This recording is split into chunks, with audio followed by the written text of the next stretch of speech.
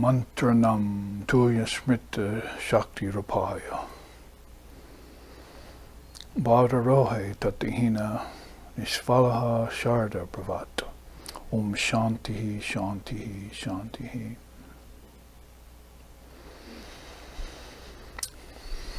She who the seers of India come to know and remember as the Primordial Shakti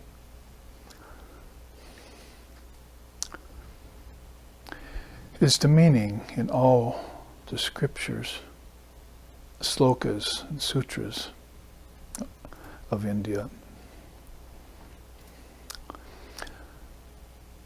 Without her, O fair ones, all the worlds and their fruits would become like clouds with no rain. She is the perfect I consciousness existing in all the multitude of words. And the meaning of all the mantras, whose very being is the essence of non-duality. Om peace, peace, peace.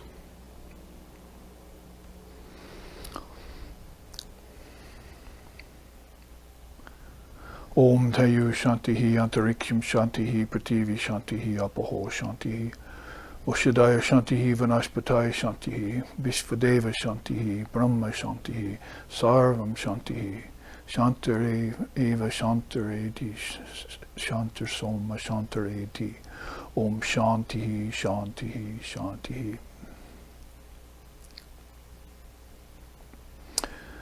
There is peace in the sky. There is peace on earth. There is peace in the waters, in the trees, creepers, herbs, and flowers. There is peace with man, peace with woman and child. And peace is with peace. And Brahman is this ineffable peace. May that peace enter into us and permeate us to the very core of our being. Om peace, peace, peace. May peace be unto us. May peace be unto all. Om Hari Om, Hari Om, Hari Om Tat Sat.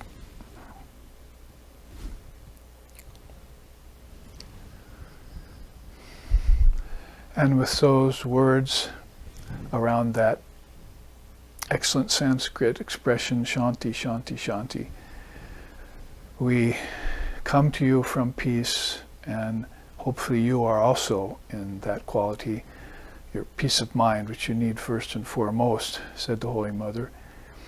And we want to transmit to you teachings of the Dharma, which also will increase this peace of mind within us and radiate out into all the external tattvas, which we just chanted about, so that those clouds will be with abundant rain, the rain of bliss and peace and love and light.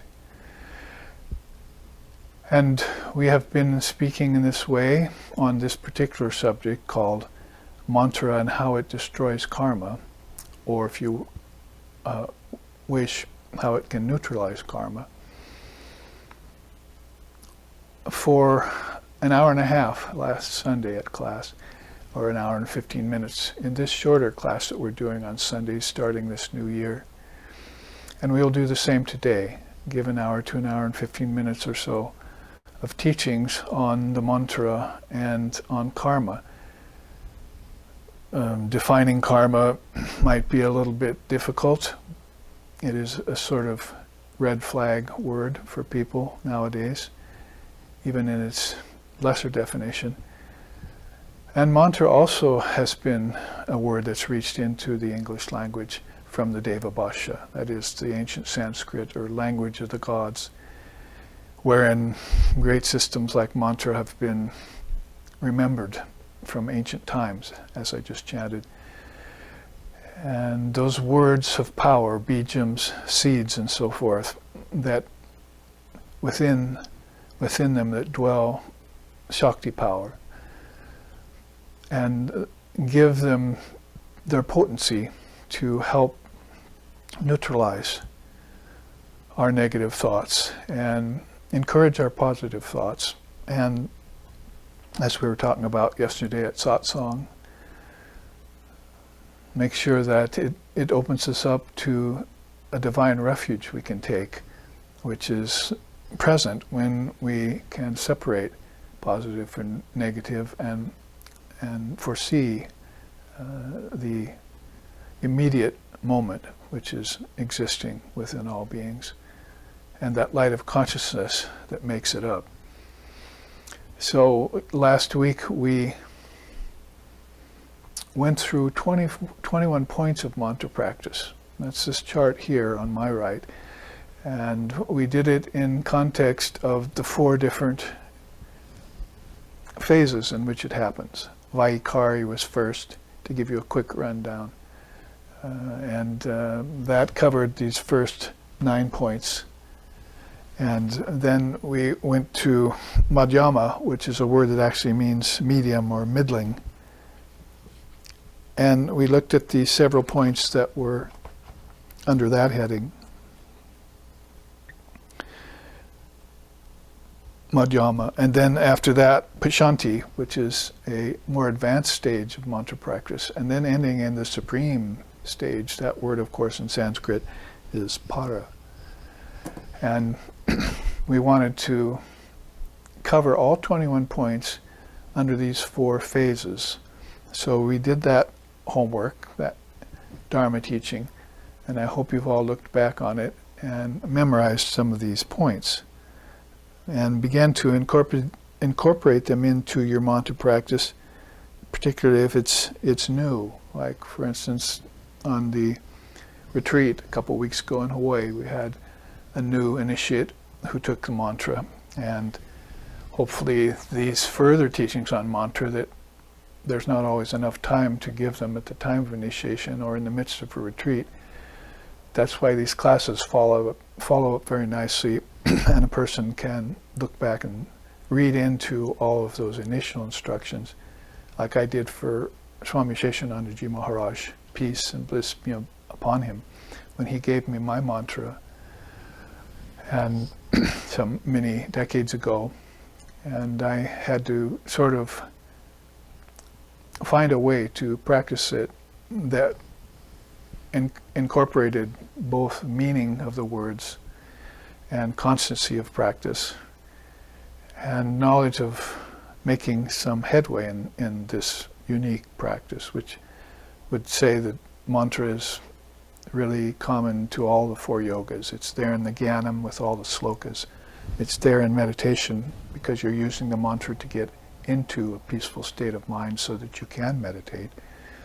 And it's there in bhakti too, when you chant the names of the Lord and spread the teachings, like Sri Ram says in the 9 limbs of bhakti. The very second limb of that is spreading the teachings to others, sharing them with others.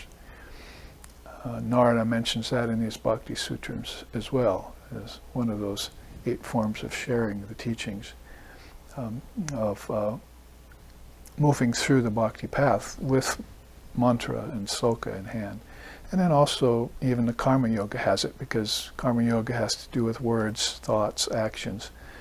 And we want all of those to be non-violent and pure, clear, not hazy, so that these negative karmas which the mantra is about to destroy might not be there at all, as is the case with some of our great souls who came, like Swami Vivekananda. Sri Krishna said, oh, he's perfect at birth. So wasn't a practice that he needed, mantra. He could say a Mahavakya, a great saying, for instance, or just recite the scriptures and send himself into a deep state of mind, a samadhi. Sri Krishna was the same. He saw a devotee telling the beads one day. And so he said, here, let me try that. So he took the beads and he started repeating Mother Kali's name. And within just a few recitations, the beads fell from his hand. And he was already there in that deep state of meditation that other beings are trying so hard to reach after they settle the mind and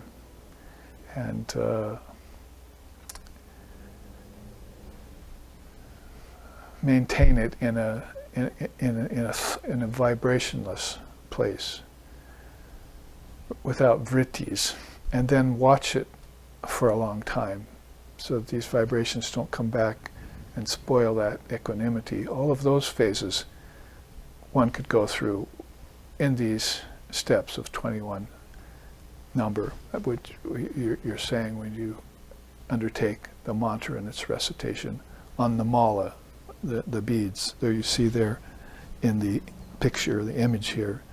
So receive the mantra from a guru. That's really important. Animate the mind with it. The chitta means the thoughts.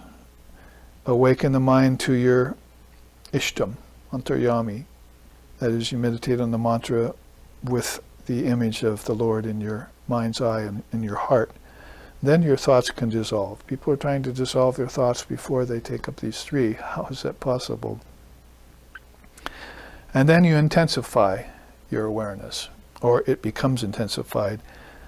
And then the breath becomes equal naturally. You don't have to really force it or practice forced pranayama, which Holy Mother said can be detrimental to the mind.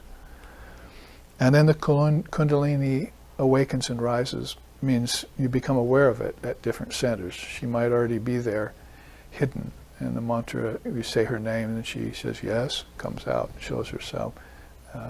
All of this is very, very tantric and very mantric, and really very Vedantic too. But then you start having these visions and these inner sounds, like Om, so forth. So those first 9 steps, to make a quick review of them, sound different today probably than they did last week, where I went deeper with them and took more time on them. But they're just really a matter of course, and they're very natural and spontaneous when you take up the practice. And this is all covered in the Vaikari stage.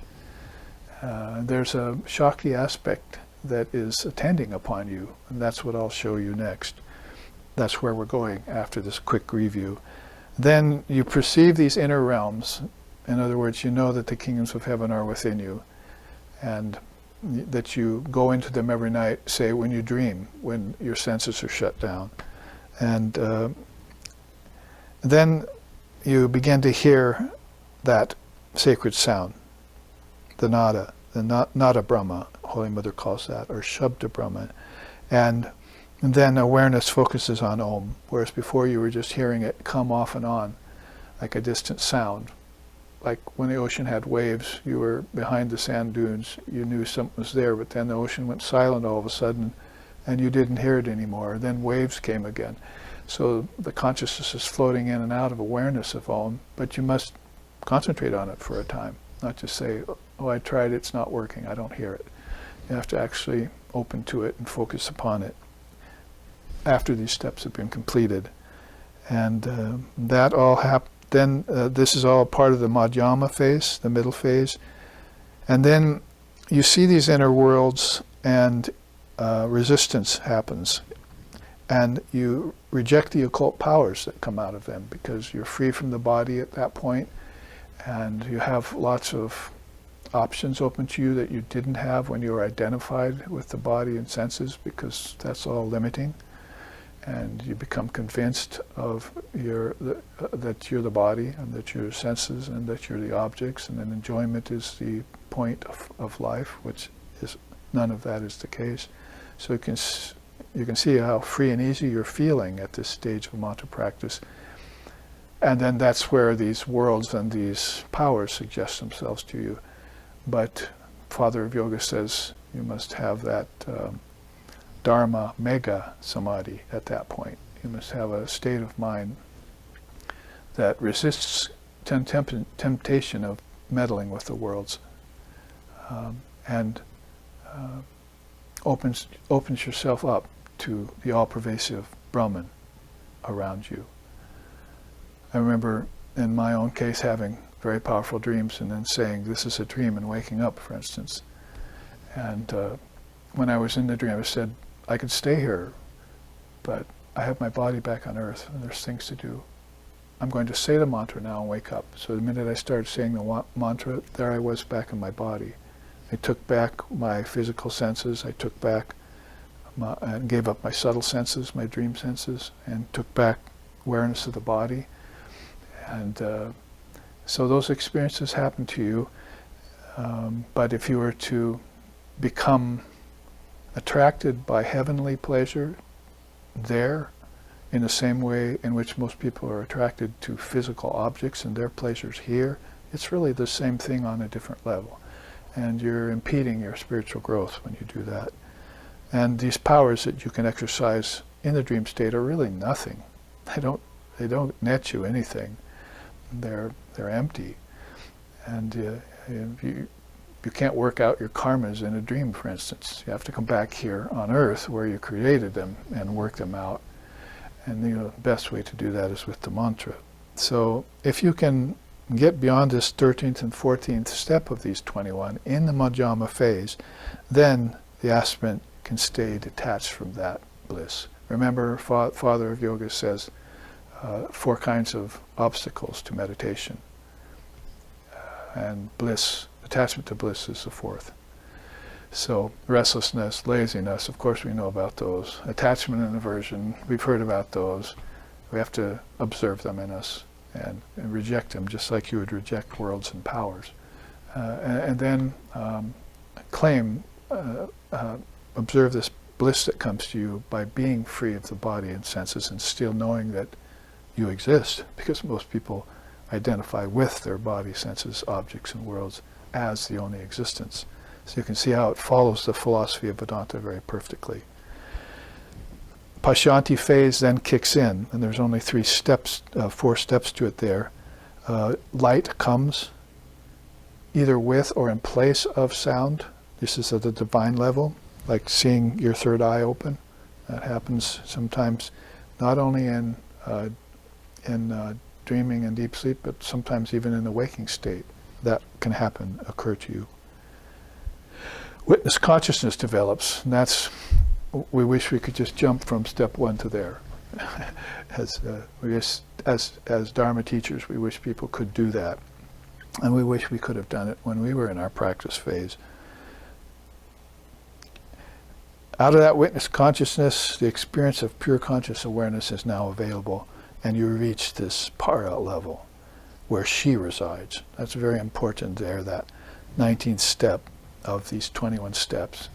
You're at this point, of course, reaching through these 4 stages which we looked at. I'm not going to take you through those again. You can look back on them.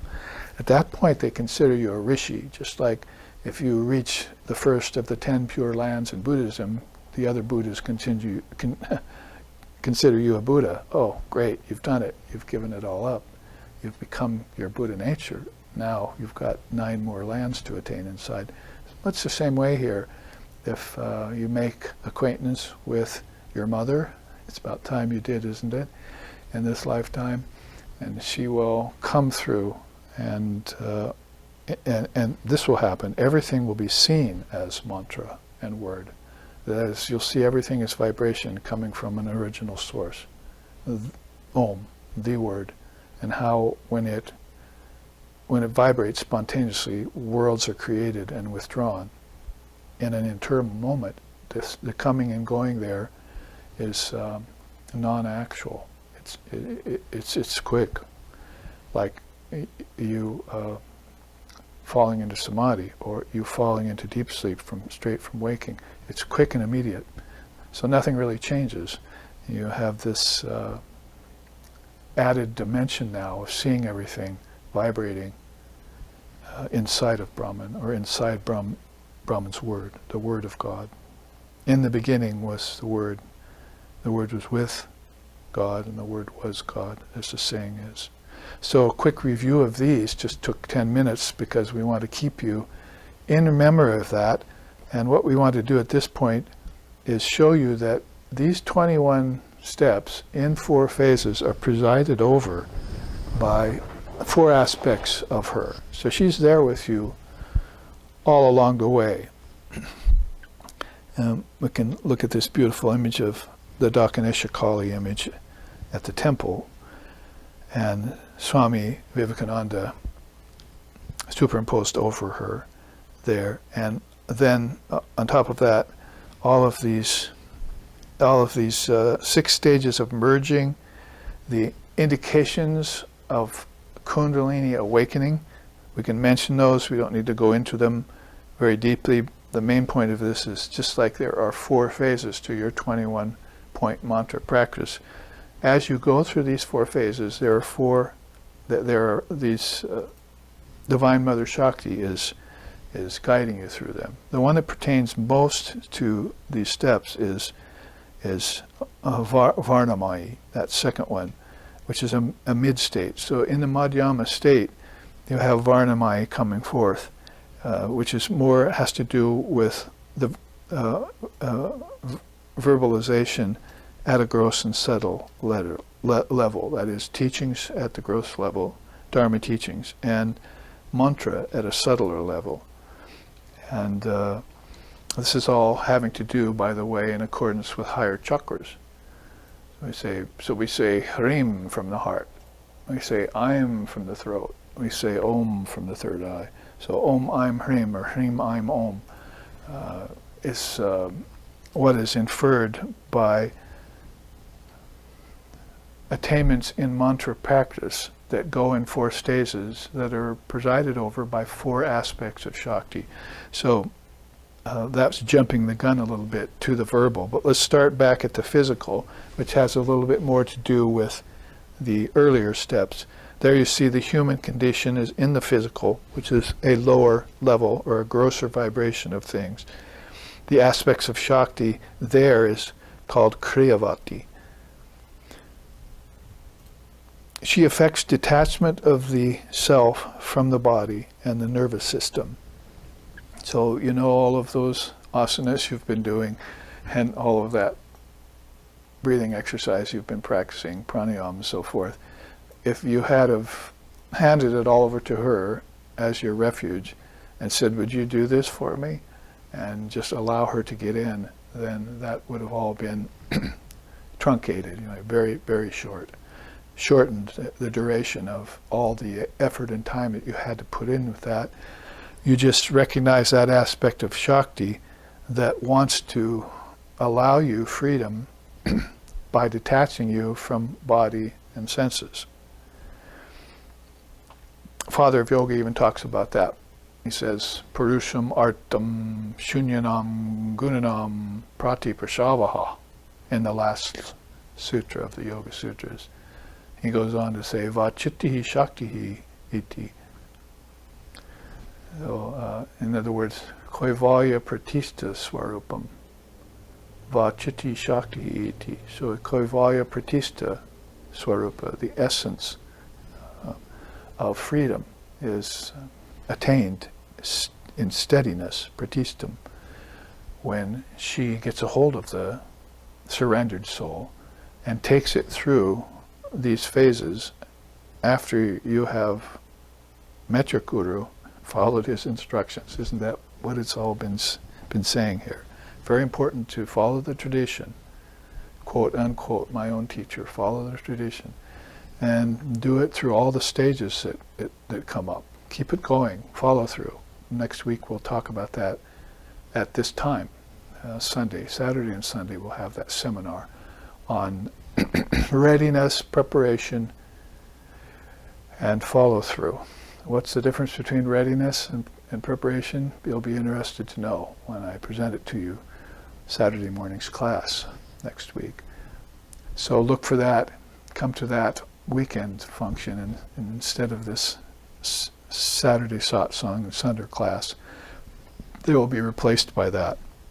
And we'll talk more about how to be ready to prepare yourself, then to follow through with a practice such as this. All of these are again coming in the aftermath of you having received your mantra, if you've just received it, or maybe understanding the mantra after many decades, if you received it decades ago. It's not just something that you take and give up, or try and give back to the teacher. Somebody tried to do that to the Holy Mother. She said, I can't take that back. What's the matter with you? The mantra cannot be taken back once it's given. The seed has been planted. Now you deal with it. And so readiness, preparation, and then follow through is very good. So those of you who are planning to attend the seminar, look back on last week's class, review this week's class, because that will be a readiness and a preparation that will make you comprehend better the depth of the teachings that are coming in that seminar. So Kriyavati, you can see how the mother is watching over you at the very basic level. It's like saying, well, the aspirant knows that it has to detach itself from things that are limiting it. It's not a matter so much of good and bad or virtue and vice, sin and virtue. It's more a matter of bondage and freedom. So if you want free of this bondage that you've taken on, she's ready to help you. Right the basic level there. Kriyavati means, spontaneous help. And she's there to help you affect the removal of your awareness from mundane things, if you want to put it. The method used there is Tantric Hatha Yoga. That is asana, mudra, and pranayam. So that's why I brought those up earlier. It's a more spontaneous thing, like Kriya Vati, when you give it to her. And she can arrest the breath when you think about her. She can put you in a spontaneous asana. Sri Ramakrishna used to go into spontaneous asanas. And then, he might even go into spontaneous mudras that people hadn't seen or didn't know much about. So this is all happening when you become aware of awareness, become conscious of consciousness. That is, that the Vaktevi, as we said in these 21 steps, is there helping you at all these levels. It would be good if you got reminders of that early, or remembered that early, like the great seers of India. They always remember her as the imperishable Shakti, I chanted. So that's very important that happens. Let's go to the second level, which is beyond the physical to the verbal. There's Varnamai. Varna really means letters, alphabets, words, alphabet of them. A garland of alphabets is what that means. And so she's full, Mai, she's full of all the words. That's why I started out chanting that sloka from the Tantras. That she's the meaning in all the words, and she's the secret of all the mantras, and she herself is in the multitude of words, particularly with regard to the scriptures, which when you hear them will waken your consciousness up. Mantra and scriptures act in conjunction, but they are very differently at different levels and have different functions. So here she awakens dormant powers of the voice, knowledge, and the power to confer teachings. So when she gets into this heart-throat, because you see the chakras over here, Anahata and Vishuddha means heart and throat. Because Tantra, Hatha Yoga, and Kriyavati was working more at the three lower levels, if we go back real quick, didn't mean to move over that so quickly, although it's a shorter class. So basically, Anahata and Vishuddha, when you practice her presence there, is a good way of putting it, then the mantras becomes empowered. Remember that step? And the bijams, you begin to know the seed bijams and how much power you have there, which is different than those occult powers that were coming from the state where you have to resist the temptation of powers and lokas. Because here people have come on earth because they want power and they want worlds. They want nature, they want power over nature, they want power over dominion over countries, they want power over other souls. All of that is a strong desire, trishna they call it, to lord over, to have these things, take them to the self. But when you started this practice, you gave all those away to her, like Sri Ramakrishna did. So you're on a completely different trajectory, and you're on the righteous path. So you can see how important this verbal stage is. And there's another teaching about Tripura Sundari in the Upanishad called Tripura Sundari Upanishad, where they talk about the mantra coming from the guru, first as outer, then inner, then transcendent. This is a same teaching, but more from the Tantras, whereas that's more from the Upanishads. Let's look, so we don't take a lot of time on it, to the past the middling channel, Madhyama, to the upper channel, which is mental. So now it's really referring more to this third eye, which Sri Ramakrishna said, third eye is between the two eyebrows. The eyes are in the forehead, not down low. Why are they always looking low? Toward the lower centers, he said. So focus up in to that power center there, which is called the Agya Chakra. And there you'll find her as Kalatma. She allows for transcendence of all the worlds and penetrates the sixth chakra.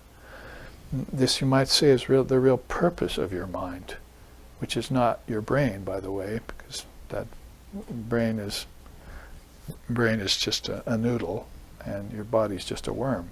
So call them the worm and the noodle. But your mind is something completely different. That's the kingdoms of heaven within you, and all the nadis and that are leading you inward towards non-duality, towards your true nature, which is formless, timeless, birthless, deathless, indivisible, transcendent, all-pervasive. We've found a lot of words in English to try and describe that. So Kalatma is there when you use your mind in that inward transcending way. Inward ascension, we like to call that. So her function really is refining, merging, and dissolving, as I just chanted from Patanjali. I think I chanted the Sanskrit, but I didn't give you the English. The Primordial Shakti, he says, affects the return of transmigrating consciousness to its source. She strips name and form and time and space away, and then the soul can reach its final liberation. That's the last sutra of Yoga Sutras of Patanjali. You can see how he is ending up all those four padas of sutras, the famous Patanjala system, or eight-limbed Ashtanga system, with that powerful sloka about Divine Mother, Chitti Shakti. And this is why I'm borrowing it here to use. So the refining, merging, and dissolving power, do you want anyone else to handle that for you? You're probably going to want to get it to an expert, and there's only one great expert for formlessness. We were reading actually today that Swami Vivekananda said that if he hadn't have spent so much time lecturing in the U.S. and had to take care of so many duties just giving out the Vedanta to Westerners who hadn't heard about it before, he said that if he hadn't have spent so much time doing that, he could have developed in him the ability to grant nirvikalpa samadhi to others, like Sri Ramakrishna had done to him with a touch. So that was in the great soul, Vivekananda, the perfect man. The Lord of Men, Narendra was his name. But he would have had to concentrate on it, samyama style, if you know what I'm talking about, with concentration, meditation, and samadhi, and brought that out of him. But he had to really tend the fires here to make us ready, to prepare us, and then maybe we could go and follow through with things that are for our highest good.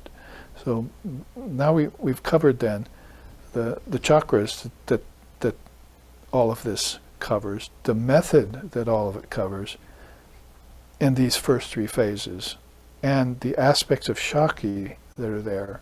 She's famous for having many names. So there you have Kriyavati, Varnamai, and Kalatma to add to your many precious names of Mother. And if you're operating at body, senses, objects, then you can propitiate Kriyavati. If you're working with speech and throat and meaning, and so that you can propitiate Varnamai. And if your mind opens and you're using the mantra to a higher effect in these last stages of practice called Pashanti, then you can propitiate Kalatma. What about the final stage, which is the highest or the spiritual stage? We've gone from physical to verbal to mental, and now we're at the spiritual phase. Of course, that would coordinate with the para phase of the mantra in the teaching here of the 4 stages of mantra practice. And those final 3 stages of the 20 points, the final 3 points of the 21 points that starts with, there she is, I see her now. I've become aware of her. So that's, at that level, it's called Vedamayi. At the merging stage just before that was called Laya Yoga. Laya means to dissolve. So she's taking consciousness and dissolving it back into its source. Just like you'd take an ice cube and just put it into hot water and just watch it dissolve. Or have a cup of tea, as we used to do with our SRV kids, and then put some sugar cube in it or some blob of honey and just watch it dissolve. So that's the soul getting brought back to its formless essence by the mother herself. The whole thing is being supervised by her. She's coordinated it all and is bringing the soul back to its final liberation. That's Kaivalya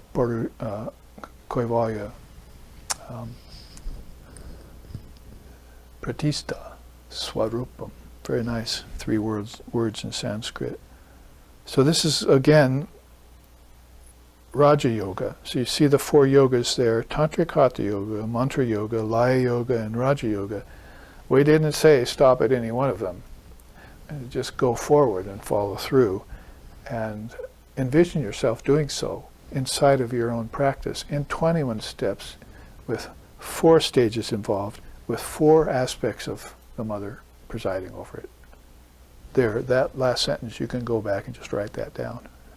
And you've pretty much gotten everything I wanted to say in this first class and half, to give you the total picture of how powerful mantra practice is, why it's so prevalent in all the religions, called by different names. So at the Vedamayi level, that's true Raja Yoga, and pierces all the chakras then, and particularly opens up those to the highest Sahasrara, the 1,000-petaled lotus. So this is the Divine Mother as she operates. Sometimes we like to sing about her like that.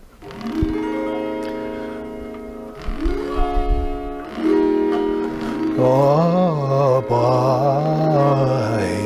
Pade Pran Shopechi Ami Abai Pade Pran Shopechi Ami Arki Jamer Bairekechi Ami Arki Jamer Bairekechi Abai Pade Pran Shopechi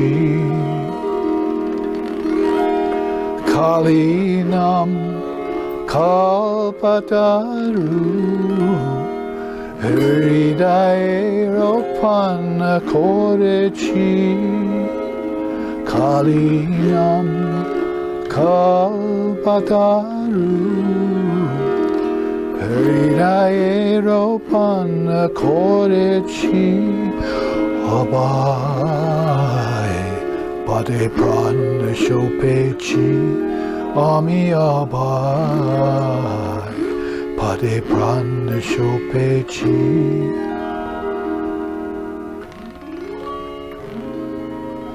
I have offered my entire life, Ram Prasad sings, at the fearless feet of the Divine Mother of the Universe. Now death cannot frighten me anymore.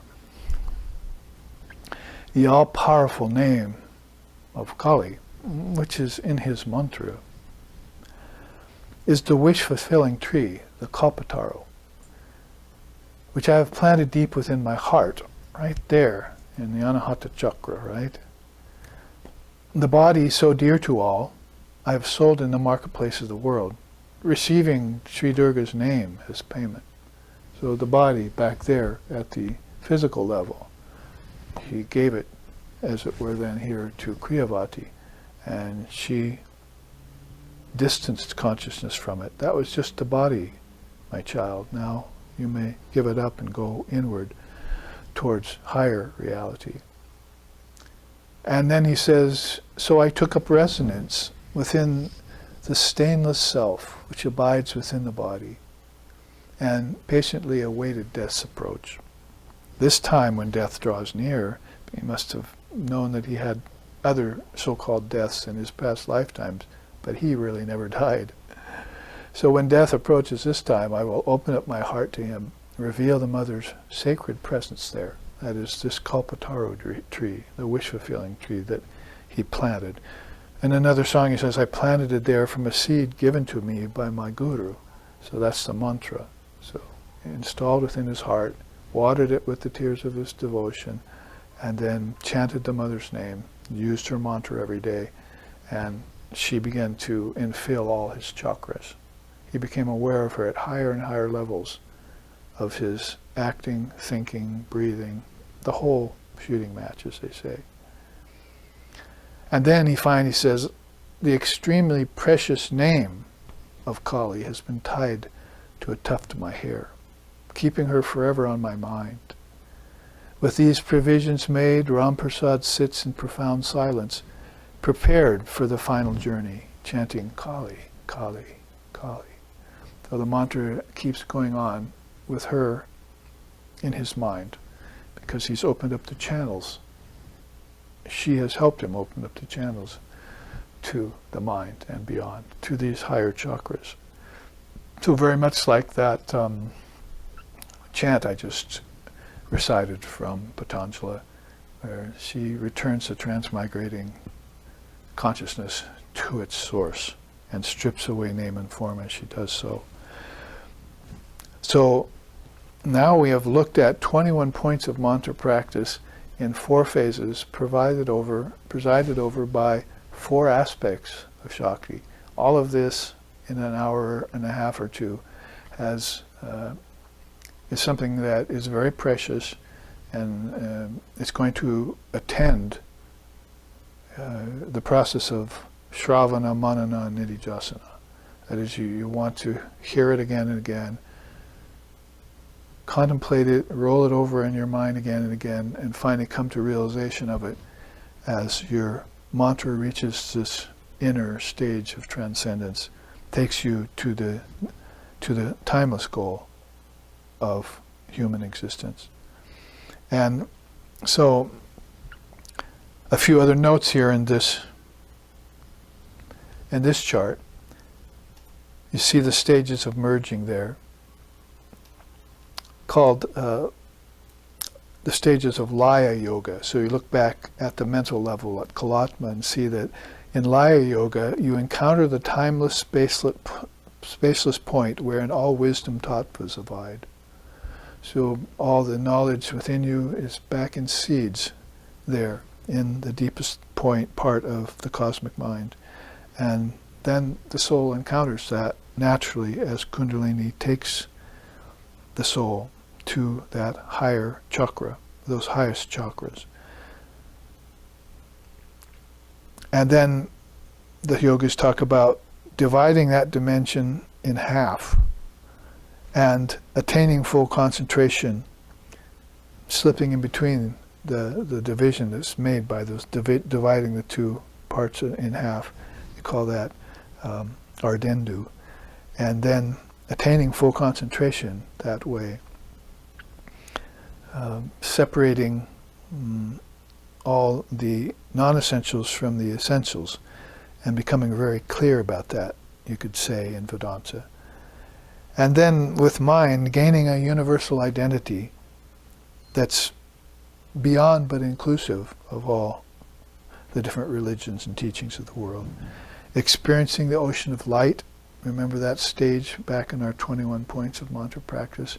That happened at a very high stage where sound, nada, turns into jyoti. And so you have this experience of the ocean of light. We've heard several times in our tradition that when the soul passes, that the soul will have vision of Sri Ramakrishna or Holy Mother. And so they call that even a promise, for the devotee that's meditated upon them all his or her life with the mantra for them. That's that ishtam in your heart, right? We talked about that in the earlier stages. The guru is an emanation of that ishtam, giving you the seed symbol with their name in it that you concentrate on and follow through your whole life. And then when it's time to drop the body, these aspects of Shakti will come and reveal to you the vision of the beloved. So that's what we mean here by experiencing the ocean of light. And then there's the advent of certain powers. And then vyapaka, experiencing all pervasiveness.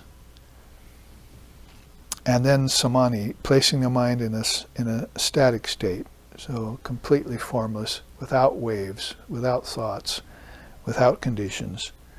And then finally the mind is able to dissolve. So that's kind of a point-by-point blow of Laya Yoga, which comes out of that state of recitation of mantra, which is of deeper nature. Then finally, pratista, we just said that word out of the Patanjali Yoga Sutras. You establish mind in a constant and stable condition in non-dual reality. So she is the very essence of non-dual reality. We just chanted out of the Tantras at the beginning of this class. If you want to have a little more information for it, and we saw this in Sri Ramakrishna, there are some indications that this is happening on the outside of people. Not only on the outside, but you can see them on the outside. There's these feelings of bliss or delight, where we saw Sri Ramakrishna just taken up and dancing, like a plume of incense, he was described. Sometimes danced like a lion in the forest at night. Other times as graceful as a plume of incense rising. So that ananda, they call it, is an indication of the rising of Kundalini Shakti to higher centers. And then they call kampa, a kind of trembling of the body. And that also happens inwardly. You feel like your consciousness, your energy, your prana, not just your body, but the prana, the energy, your thoughts are all kind of experience a kind of blissful tremoring, vibration. And that's because you're about to give birth. You've become pregnant with all of these practices, and it has to result in something. So that's the birth of a newborn power and a leap of fresh realization. That's called utbhava. Then gurni happens, intoxication or reeling with delight. Sometimes we saw or read about some of Sri Ramakrishna's devotees experiencing that when they practiced the mantra and studied the teachings and meditated. They would get up and almost without warning they'd be kind of having to grab the wall, reeling with delight. And then sleep samadhi, which indifference to outer objects occurs. So there's this, we called that kumbhaka recently in one of our weekend classes. It's like suspension of breath, but it also means suspension of action, suspension of thought. It's a kind of yogic kumbhaka that's much more than just the suspension of the three movements of the breath, puraka, rechaka, and kumbhaka. So this is a kind of very high level of nidra samadhi or sleep samadhi that occurs. And then finally merging. And that, of course, you wouldn't see outside except to see the great master, for instance, is described. We wanted to come and see your samadhi, some people said, some sadhus said when they entered his room one day. So they waited around for a while and he went into it and they left. So they didn't really see outward. He didn't grow a pair of two horns, as Holy Mother said, or something strange happened to him outwardly. He just naturally went into this and went deep. So this happens to a person who has merged consciousness And yes, first it happens through practice, and then it happens through affinity. You, like we were just saying, you think about your ideal, or you think about the formless, and it begins to take you over. Sri Ramakrishna was very much like that. Just to think about it, Holy Mother said, would put me in it. So there has to be a kind of affinity with it. You have to draw close to it. It's like if you get close to a fire and get real warm when you were cold.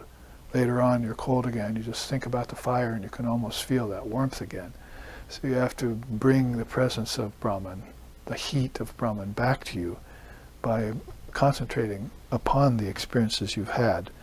And then that makes it possible for Laya Yoga, or merging. So these are some of the indications, as well as some of the stages of merging that happen, I'd say, at that level of Laya Yoga and Raja Yoga, presided over by these two aspects of Shakti. So she will change her form and face as you mature in your practice, and come back to you. Who are you? I'm the same one that was just here.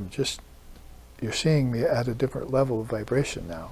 Your mind has changed to a higher level of vibration. Now you're seeing me in this form. And pretty soon I'll be here, but you won't see my form, because you will merge into absolute reality, and I'll see to it that you do. So this is a good complement that if we had a two-part class last week, we would have put all of this into one class. That is the 21 points of mantra practice, the 4 stages that happens in, and the 4 aspects of Shakti that preside over each of those movements. So knowing about this then means you contemplate it, and when you do the practice, you keep it in mind. Keep it right there in mind. And even if you want to start out with notes, so I must be about there now, you see, but envision that happening to you, and therefore make it more real, more visceral.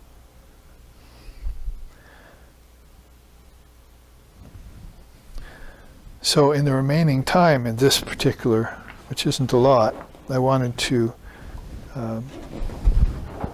get to the teaching of how all of this, now that we've become, you might say we've refamiliarized ourselves with the depths of mantra practice. Because some people, yes, they just get the mantra, and the saying is, like thieves in the night, they just run away with it. Some never use it, even though, as I said earlier, the seed has been planted, you can't really give it back, nor will you be able to escape it. It's more like some lifetime or some period when you really need it, it'll surface again, and you'll be able to begin watering it. So that's sort of the thief in the night usage of that great, powerful tool given to you by your guru. Other people will practice just a little and give up. Some people will practice for the rest of their life. But how many will practice with the depth of understanding that they should have on hand? That is, particularly the meaning of the words. And when you talk about the meanings, you're talking about her. She's the meaning. And as this is illustrated very well. And she will guide those steps, 21 of them, in 4 stages with 4 of her aspects. Repeat that again here so that we make sure that this goes deep into us. So we're thinking, 21 plus 4 plus 4, aren't we? And how to incorporate all of that, plus some keys of what will happen when that mantra practice begins to mature in the practitioner. How does it destroy karma? It's almost a question that doesn't need to be asked. It does, and it will, if you ask people who rely upon the mantra and who have deepened their mantra practice. They inexplicably, they just say, I forgot what ignorance was like. Or they'll say, I don't have negative things coming in my mind anymore. They're gone. It's like you put the mantra in there, everything ran away. accept the mantra or the presence of the mother with the mantra. You talk to people who have practiced 10, 20 years of mantra and kept it up and followed through. This is about all you can get from them. And they can't tell you how it actually destroyed those things. It's probably, if you look at it through the lens of Advaita Vedanta or non-duality, is that they were never there in the first place. You placed them there. You decided to place something more powerful in their place, and that got rid of it all. All your delusions went away. My ignorance is gone, gone, utterly gone. One songwriter sings in India. I woke up one day, my ignorance was gone, gone, utterly gone. So he didn't know how that happened, but he couldn't remember what ignorance, delusion, and even suffering felt like anymore. So, therefore, it's sort of difficult for us to tell you how things work when the mantra, all we can say is that if you follow the tradition, like use a system like 21 points in 4 phases with 4 kinds of attendees in your favor, and you really put full faith in this, that you will be one of those people that some 10 or 20 years later will be standing in front of people saying, I don't know how it happened, but here I am. I have arrived. And I've had people come up to me and say, and to my teachers, how did you get that way? How did this happen? Over years, you can actually watch a soul get illumined in that way, and be kind of wonderstruck by it. And then when you start to go through it yourself, you'll begin to understand, for instance, how things merge and how the tongue goes silent and the mind gets dumbstruck and the prana arrests by itself, and the light comes forth as if out of nowhere, and the sound begins to suggest itself like a great ocean in the distance. All of these things, of course, listed in what we've studied so far. Probably the best that we can do is to look at the 3 grades of karma here, according to Sridham. Both he and Sri Krishna, that is, in the Ramayana and in the Gita, have said it is needful to discriminate action, inaction, and forbidden action. So you see those 3 levels there. Vikarma, forbidden; karma, self-motivated; akarma, selfless, or colorless, we like to say, because we also have a chart on this that talks about the 3 hues of karma, or the colors of karma. Black, that would of course be vikarma or forbidden, and mixed would be karma, or self-motivated, selfishly motivated, and then white, which would be closer to akarma, but there's a 4th called colorless, which these great souls live in. So let's look at these points under them. So maybe this will give us a look at what is being destroyed. At the negative level, acts done out of anger to inflict violence cause karma. And people cannot get away from this. It might even seem unfair, unjust sometimes to look at the world and its happenings. In other words, that's saying bad things happen to good people. So we have to then at least acknowledge that these actions that are so-called good or mixed or definitely negative are producing effects that cause people suffering. And so that's a part of the vikarma that mantra will destroy. You're pretty much just saying your mantra, and the residues of these karmas from past lifetimes will begin to be dissolved. You won't see that happening, but you just won't be accompanied or plagued by these thoughts and these problems again. They'll begin to diminish and dissolve. Also, ignorant actions done at an inauspicious time. So there's a little bit more refined kind of karma. You might almost call these stages when the mantra is used against negative karma, because the soul is tired of that, world weary, does not want to suffer anymore, is tired of the same old, as they say, then pretty much you'll see that this attenuation, that's why we use the word destruction of karma as compared to attenuation of karma, then beings will be informed by one of these aspects of Shakti, almost unannounced, that you're not doing that at the right time. As Holy Mother said, you can't get good mangoes out of season. So fruits out of season is usually not happening. So you have to wait for the right time in which to do this particular act that you're thinking about, or even having these particular thoughts that you're putting forth. So these are these negative resistances that come up that the karma will clear out until there is really nothing left but auspicious timing. Because Holy Mother, from that standpoint, would say, basically, why are you waiting till you're old to do these practices? Now's the time to do them, when you're young, when your prana is flowing. So make sure you do some practice young.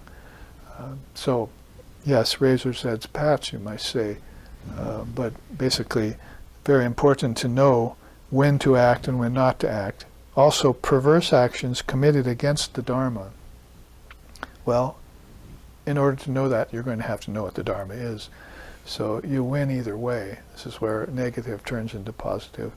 And you'll go to your guru, you'll hear the Dharma teachings, you'll hear about the mantra, you'll hear about initiation, mantra diksha, and you'll take them.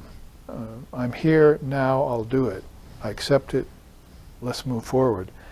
And then the Dharma itself, all those teachings, which are mantras, and slokas and sutras, which are actually mantras, and the great sayings called the Mahavakyas, like the self is Brahman, or I am Brahman, right down to it, or I and my Father are one. Those things will gain ground in you. You'll have great faith in them. Shraddha, beyond belief, is this great faith. And then you have actions done out of guile and hypocrisy. So that kind of negative thinking, hazy thinking, will also begin to be destroyed by just constantly doing your mantra every day. You just get up and you do it, and you wait for the effects. These are fruits that you'll wait for. They're worth it. How does mantra act in the level of self-motivated actions? Because most of us are doing those most of our lives. Most beings are involved in that. Hopefully they're not doing forbidden actions, so the mantra doesn't have to work that hard in their case to have its salient effect. But in a case where these karmas are mild, that's going to be very quick. You'll be able to get the fruits of mantra practice swiftly, as if those 21 points were just meant to order for you at the right time. So actions performed for selfish reasons alone will begin to diminish. Actions done for reward or out of expectation, you'll begin to give those up.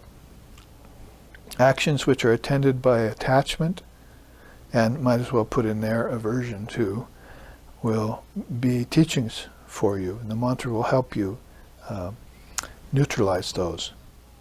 Basically, we talk a lot about destruction of karma, we talk about attenuation of karma, we talk about neutralization of karma.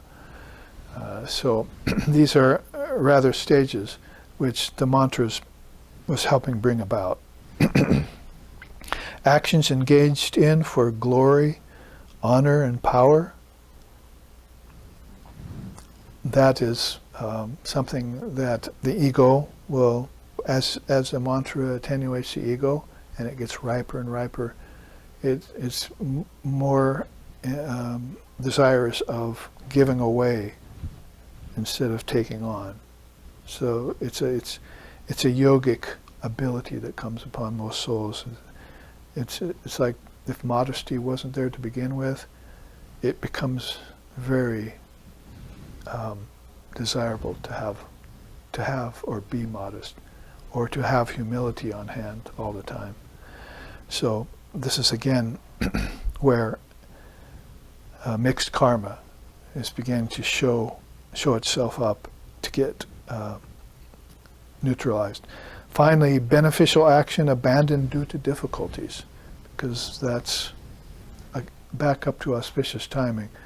You want to know when to do an act and when not to do an act, and a lot of that impinges upon this ability to follow through, which again we'll be talking about next week in the Sunday class. A week from today I'll be explaining this idea of follow through, so that we're not giving up these difficult things we need to attain too early simply because they're posing as obstacles to us. We want to be able to pierce through that. On the other hand, if we can't pierce through it, we want to know when is the auspicious time for attempting that, so we don't waste time and energy.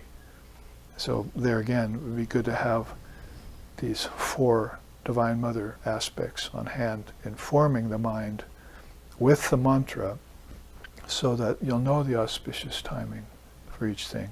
You might have to sit down and search for her, as my teacher said. When I came to the West, she had passed.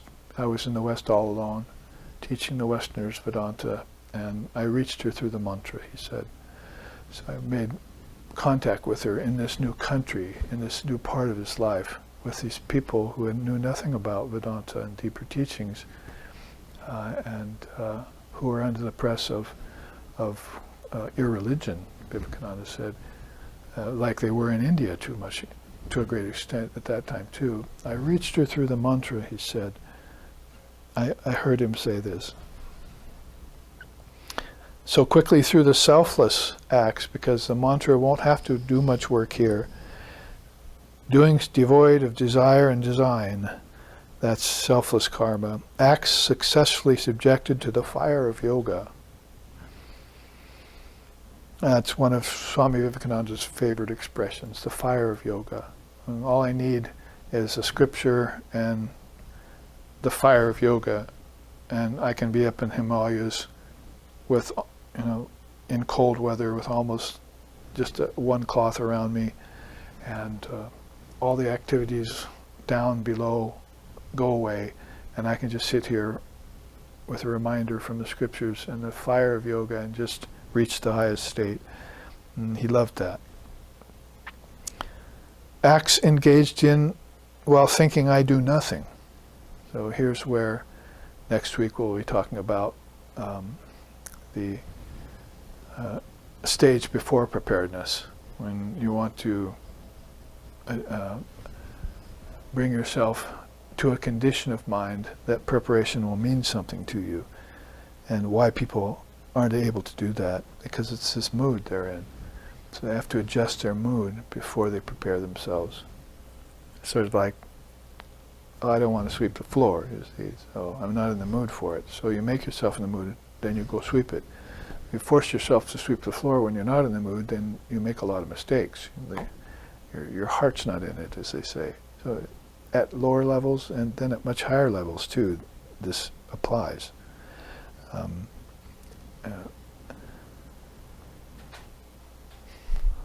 Mother, I don't want to sweep the floor, you do it. Okay, come along, my dear. So she's in there as one of these aspects helping you do this purification that you need to do in order to realize the truth. She'll be there with you. So take refuge there. And actions done by the mind steeped in wisdom. We wonder, all these karmas that come forth, if people are doing all their acts in unconsciousness or in ignorance. We know if they're doing them in deviousness, that's pretty obvious, because then you're back up to the V-karma problem. But if the difference between a soul doing their acts in lower knowledge as compared to doing it in higher knowledge, we'd like to know that too, what the effects are of just acting because you know what your job's about, you have secular knowledge about it, so forth, as compared to if you bring consciousness itself into your mind in the form of pure intelligence that Divine Mother presides over, then what do your actions look like in that state? How is it different from actions done in just lower knowledge? Aparavidya, paravidya. That's a nice comparison. And finally, work undertaken for the sake of sacrifice. So that we would get into the 5 different kinds of sacrifice in the Dharma teachings. That's the other chart I had on hand. But you may see that at the seminar next weekend, because it does apply to that preparation stage and earlier, where you want to be ready for your everything that's about to happen to you, so you can extract the most out of it. So therefore, at the bottom of this final chart we offer in this, for the time being, 2-class karma and mantra series, the threefold fruits of action, good mixed and evil, accrue after death to all who are attached. But no karma attends those who renounce. So knowing the difference between the real and the unreal, you renounce the unreal, and then you go forth in thought, word, and deed, as Sri Krishna is suggesting here, and no karma accrues in your life. That's one of the meanings of my Guru's name, Asheshananda, Swami Asheshananda.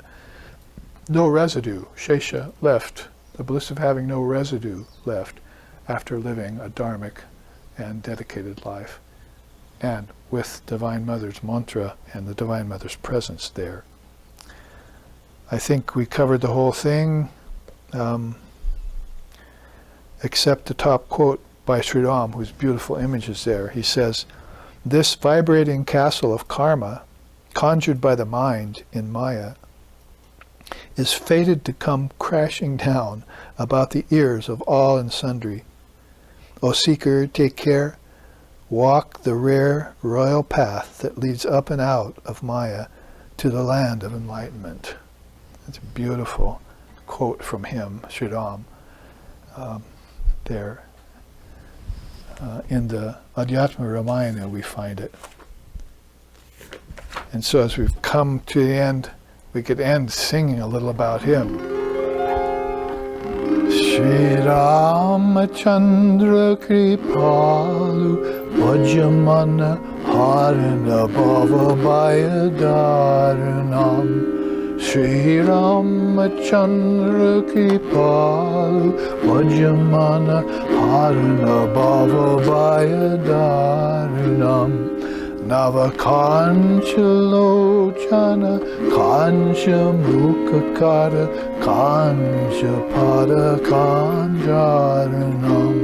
Shri Ram, Shri Ram, Shri Ram, Shri Ram, Shri Ram, Shri Ram, Shri Ramachandra Kripalu Vajamana Harana Bhavabhaya Dharanam.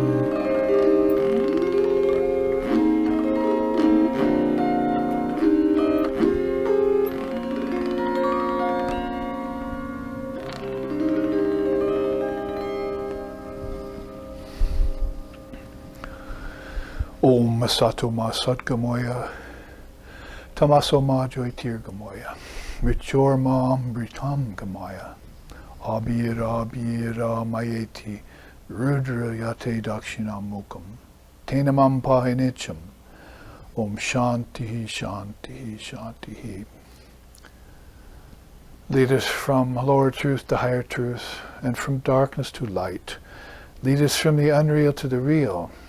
Lead us from the illusion of death to eternal life, and reach us through and through, O Lord and Mother of the universe, with thy sweet and benign presence. Om peace, peace, peace. May peace be unto us, and may peace be unto all. Om Hari Om, Japa Harini Om Tat Sat.